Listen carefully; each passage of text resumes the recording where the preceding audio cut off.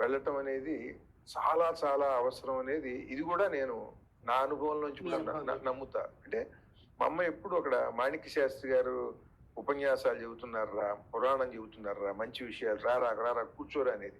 ఒక 10-12 ఏళ్ల వయసు వాడు వెళ్ళి పురాణం ఏమి వింటాడు పాపం. ఆవిడకి పిల్లలకి ఏముంటుందని ఆడుకోవాలని ఉంటుంది. మా అమ్మ వెళ్ళేవాడు ఎన్నో మంచి విషయాలు అవన్నీ నేను వినాలని ఆవిడ ఉద్దేశం.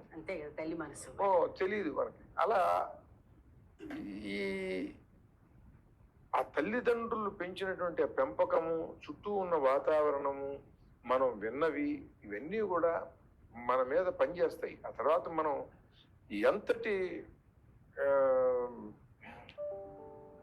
పనికి మారినటువంటి వాళ్ళ మధ్యలో తిరిగినప్పటికీ కూడా ఈ బలమైన సంస్కారం ఇది ఎప్పుడో ఎక్కడో ఏదో ఒక సందర్భంలో ఏదో కారణం వల్ల ఇది మేల్కొంటుంది.